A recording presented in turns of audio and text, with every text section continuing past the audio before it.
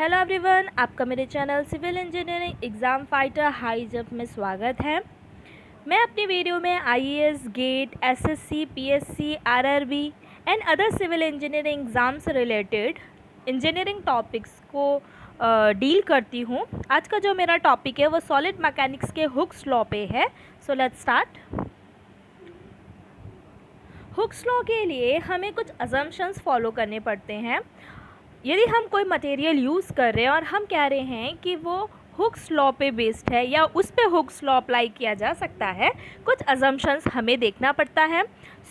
उसके अजम्पशंस है, first one is chemical composition is constant. हम अज्यूम करेंगे कि जो मटेरियल हम यूज़ कर रहे हैं वो केमिकली उसका जो कंपोजिशन है वो ओवरऑल एक सा है, कुछ अलग अलग केमिकल से मिलकर के वो नहीं बना हुआ है। सेकेंड वन हम देखेंगे, there is no change in temperature during loading. जब भी हम किसी मटेरियल पे लोडिंग कर रहे हैं तो उसमें कोई टेम्परेचर वेरिएशन नहीं होना चाहिए, वो एट अ रूम टेम्परेचर हम उस पर लोडिंग करेंगे, ये हमारा अजम्पशन रहेगा। नेक्स्ट अजम्पशन है, there is no stress concentration and surface is perfectly smooth. तो नेक्स्ट अजम्पशन हमें ये बताता है कि जो हमारा सरफेस है जिसमें हम जो मेंबर है जिसमें हम लोड अप्लाई करने वाले हैं उसका जो सरफेस है वो स्मूथ होना चाहिए और एकदम स्मूथ सरफेस होना चाहिए, प्लेन सरफेस होना चाहिए, उसमें स्ट्रेस कॉन्सेंट्रेशन कहीं भी नहीं होना चाहिए। ये स्ट्रेस कॉन्सेंट्रेशन के लिए हम आगे पढ़ेंगे। एंड लास्ट है, द मटेरियल इज़ डिफॉर्मेबल। मतलब ऐसा मटेरियल होना चाहिए, वो रिजिड नहीं होना चाहिए, वो ऐसा मटेरियल होना चाहिए कि जब हम उस पर लोड लगाएं तो वो लोड के कारण उसमें डिफॉर्मेशन या फिर चेंज इन डायमेंशंस उसमें हो। अभी नेक्स्ट जो टॉपिक है हम देखेंगे स्ट्रेस कॉन्सेंट्रेशन क्या होता है।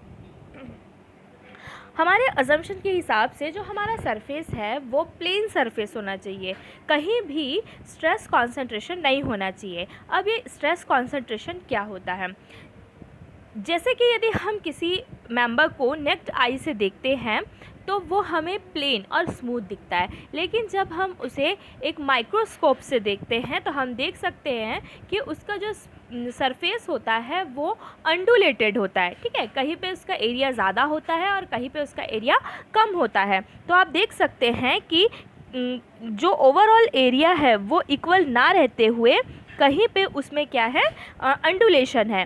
तो कई ऐसी जगह होती है जहाँ पे उसका एरिया दूसरे के कंपेयर में कम हो जाता है। ठीक है, तो जहाँ एरिया कम होता है वहाँ स्ट्रेस मैक्सिमम होता है। जैसे आप देख सकते हैं ये एरिया में, ये स्पेस पे एरिया कम है, जहाँ पे एरिया मिनिमम होता है वहाँ पे स्ट्रेस मैक्सिमम होता है। ठीक है, तो आप देख सकते हैं स्ट्रेस कॉन्सेंट्रेशन मतलब वेयर मटेरियल कंडेंस्ड या फिर वहाँ का एरिया कैसे हो जाए, कम हो जाए। और जहाँ पे एरिया कम हो जाता है हमें पता है कि stress is equals to P/A। तो हम देख सकते हैं कि जो एरिया है वो इन्वर्सली प्रोपोर्शनल है स्ट्रेस के। तो जैसे एरिया कम होगा वहाँ स्ट्रेस क्या हो जाएगा, बढ़ जाएगा। ठीक है, मतलब जहाँ एरिया कम है वहाँ स्ट्रेस कैसा है, मैक्सिमम है। तो वही है हमारा कॉन्सेंट्रेशन कि जो स्ट्रेस है जो एरिया है वो कैसा होना चाहिए, ओवरऑल इक्वल होना चाहिए। अब हुक्स लॉ देखते हैं। हुक्स लॉ मतलब होता है stress is directly proportional to strain. Stress is directly proportional to strain. Stress को हम सिग्मा से डिनोट करते हैं, स्ट्रेन को हम एप्सिलॉन से डिनोट करते हैं। जब हम डायरेक्टली प्रोपोर्शनल को वहाँ से हटाते हैं तो हमें एक कांस्टेंट मिलता है जिसे हम कैपिटल ई से डिनोट करते हैं, और कैपिटल ई होता है यंग्स मॉड्यूलस या फिर मॉड्यूलस ऑफ इलास्टिसिटी। ये एक तरीके से कांस्टेंट होता है, इलास्टिक कांस्टेंट। डायरेक्टली प्रोपोर्शनल हटा करके हम एक इलास्टिक कांस्टेंट वहाँ प्लेस करते हैं, वो कहलाता है कैपिटल ई, यंग्स मॉड्यूलस। अब हमें जो स्ट्रेस स्ट्रेन कर्व होता है उसे समझने के लिए पहले लाइन ऑफ इक्वेशन पे फोकस करना पड़ेगा। जैसे हमें पता है कि जो लाइन ऑफ इक्वेशन होता है वो होता है y = mx + c। और हमारा हुक्स लॉ होता है stress is directly proportional to strain मतलब stress is equals to E epsilon. तो हम देख सकते हैं जब हम उसे लाइन इक्वेशन में पुटअप करते हैं तो जो स्ट्रेस है वो रिप्रेजेंट करता है वाई एक्सिस को और जो स्ट्रेन है वो रिप्रेजेंट कर रहा है एक्स एक्सिस को। तो आप ये ग्राफ में देख सकते हैं एक्स रिप्रेजेंट करेगा एप्सिलॉन को यानी स्ट्रेन को और जो y है वो रिप्रेजेंट करेगा स्ट्रेस को, स्ट्रेस स्ट्रेन डायग्राम। अब देखिए यहाँ पे जो एक कांस्टेंट है वो कांस्टेंट है E जो कि सपोर्ट कर रहा है या किसको रिप्रेजेंट कर रहा है, capital M। Capital M it means जो लाइन होता है उसका इंक्लिनेशन कि वो हॉरिजेंटल से कितना इंक्लाइंड है। तो E रिप्रेजेंट करेगा slope of stress strain diagram, ठीक है। बट यहाँ पे आप फोकस कर सकते हैं जो E है उसकी वैल्यू यहाँ पे C जो है उसकी वैल्यू यहाँ पे 0 है। तो आप डायग्राम में देख सकते हैं C की वैल्यू होती है लाइंस वाई एक्सिस से थोड़ी हाइट में। तो जब हमारे जो स्ट्रेस स्ट्रेन डायग्राम है या हमारा हुक्स लॉ है उससे हम देख सकते हैं कि यदि E की वैल्यू 0 है, C की वैल्यू यदि 0 है, इट मीन्स जो हमारा जो लाइन आने वाली है वो किसी हाइट से ना प्लेस होते हुए डायरेक्टली ओरिजिन से प्लेस होगी, मतलब जो C की वैल्यू है वो वहाँ पे 0 हो जाएगी। Okay, let's see stress strain curve. अब आप देख सकते हैं जैसे कि हमने पहले देखा था कि जो y था वो रिप्रेजेंट कर रहा था स्ट्रेस को और जो x था वो रिप्रेजेंट कर रहा था एप्सिलॉन को। तो आप देख सकते हैं x एक्सिस में एप्सिलॉन है मतलब स्ट्रेन है और y एक्सिस में स्ट्रेस है, ठीक है।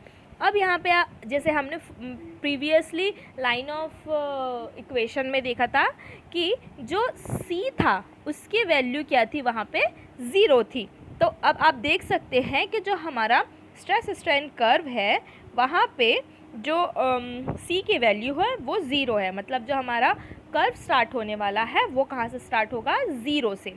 अब यहाँ पे आप देख सकते हैं ये जो लाइन बन रही है वो कहाँ तक जाएगी, लिमिट ऑफ प्रोपोर्शनैलिटी, क्योंकि हमने पढ़ा है कि जो हुक्स लॉ होता है वो stress directly proportional to strain होता है। तो जो लिमिट ऑफ प्रोपोर्शनैलिटी है मतलब जो मटेरियल जब तक हुक्स लॉ को फॉलो करेगा तब तक ये लाइन ड्रॉ की जाएगी और जहाँ जाकर वो प्रोपोर्शनैलिटी छोड़ देगा वो पॉइंट कहलाएगा लिमिट ऑफ प्रोपोर्शनैलिटी। चलिए एक एग्जांपल देखते हैं। मानकर चलिए हमारे पास दो मटेरियल है, एक मटेरियल A है दूसरा मटेरियल B है और इसमें आप देख सकते हैं जैसे कि हमने प्रीवियसली देखा कि जो E होता है वो रिप्रेजेंट करता है स्लोप को मतलब M को। तो यहाँ पे आप देख सकते हैं कि जो A है उसका स्लोप ज़्यादा है, ठीक है, उसका स्लोप ज़्यादा है एंड जो B है उसका स्लोप कम है। A का स्लोप ज़्यादा है और B का स्लोप कम है। तो हम बोल सकते हैं कि जो E1 है वो ज़्यादा है E2 के कंपेयर पे।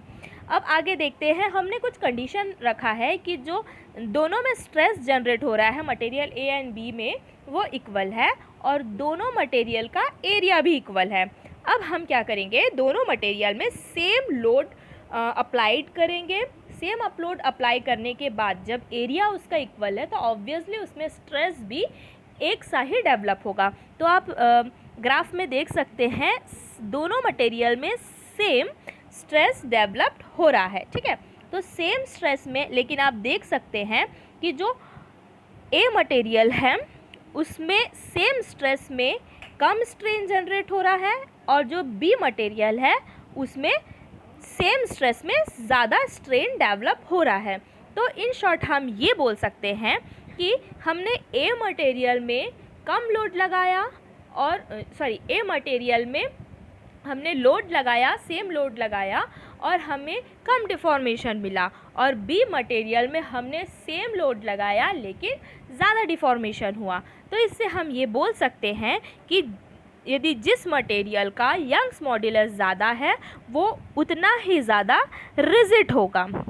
और हम ये भी कह सकते हैं कि जो यंग्स मॉड्यूलस है मतलब जो E है वो हमें स्टीफनेस का मेज़रमेंट देती है कि वो मटेरियल उतना ज़्यादा स्टीफ है या उतना ज़्यादा रिजल्ट है जितना उसका यंग्स मॉड्यूलस ज़्यादा होगा। सो आई होप आपको हुक्स लॉ क्लियर हो गया हो, स्ट्रेस स्ट्रेन डायग्राम भी आपको क्लियर हो गया होगा, एन एग्जाम्पल आप ये भी समझ चुके होंगे कि जो जिसका यंग्स मॉड्यूलस ज़्यादा होता है जिस मटेरियल का, वो ज़्यादा रिजिड होता है और वो ज़्यादा स्टीफ होता है। So thanks for watching my video. आपको यदि मेरी वीडियो पसंद आए तो प्लीज़ लाइक करें, अपने फ्रेंड्स के साथ में इसे शेयर करें और मेरे चैनल को सब्सक्राइब करें। आपको कोई डाउट हो तो आप कमेंट बॉक्स में कमेंट करके मुझे बता सकते हैं। आगे के भी काफ़ी लेक्चर सॉलिड मैकेनिक्स में मैं भी पोस्ट करने वाली हूँ, तो उसके इन्फॉर्मेशन के लिए आप बेल आइकॉन को भी प्रेस कर सकते हैं।